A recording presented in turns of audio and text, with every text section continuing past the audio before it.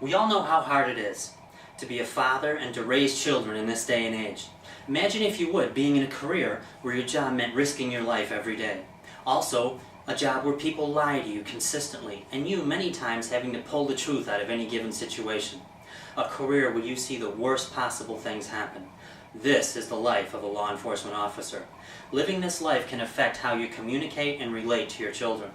So I'd like to talk about the stresses of a law enforcement career. And my goal is today that you'd walk away with some ideas for leaving work at work and inform you of some better ways to communicate and interact with your children. But first, you must realize the stresses of a law enforcement officer.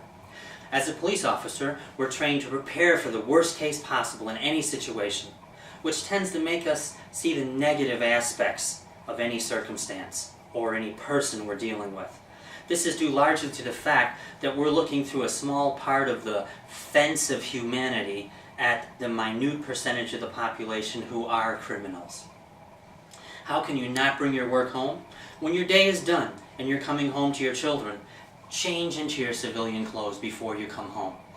That uniform is what identifies you as a law enforcement officer.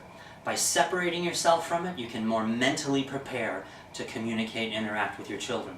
Also, when you get home, take 5 minutes to sit in your driveway and just separate yourself mentally from the day, from the things you've seen and from the things that you've heard that day. Being in a law enforcement career, you're also lied to all the time. A good friend of mine who was an officer told me he got so sick of people lying to him, the next person that told him the truth, he was going to let him go. A year passed. Nobody would tell him the truth. Finally, he pulled a man over, and he said, "You know why I pulled you over?" The man said, "Yes, I do. I actually was speeding, and I went through that red light back there." My friend was amazed. He said, "I had to let him go. Somebody finally told me the truth." So, when your job is to interrogate people all day long who are lying to you, you need to work on communicating with your children in a different way when you get home. One way that you can do that is to make sure you take the time to interact with your children. Truly listen to what they have to say, but do it from an attitude of interest, not an attitude of seeking out the truth about their stories. Dave Simmons, in his book, Dad, the Family Counselor, has some ideas for talking with your children. He says, number 1, first of all, tell your children, "I love you, I appreciate you," and do it frequently. Try to give specific reasons. The details mean a lot, and they make your comments more believable. Secondly, he reminds us, give your children nonverbal signs of love. Strong fathers pay attention to their children and soon learn to transfer love in a variety of nonverbal ways. Children believe your nonverbal actions far more than your words. Another thing we need to be aware of in a law enforcement career is that our children are very mindful of what we do for a living. This is mostly because of the internet and the news and television shows. They worry more than we think about whether we're going to come home or not.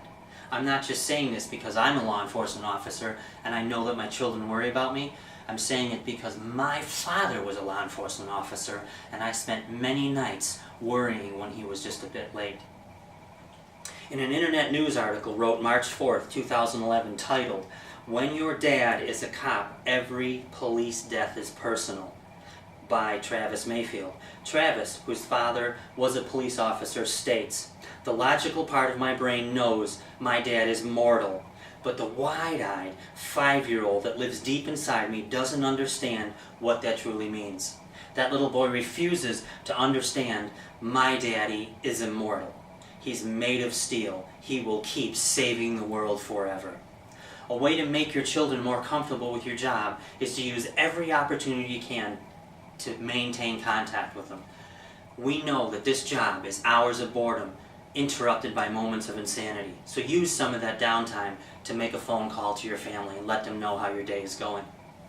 Also, have a set time with your spouse that you know you're going to be coming home.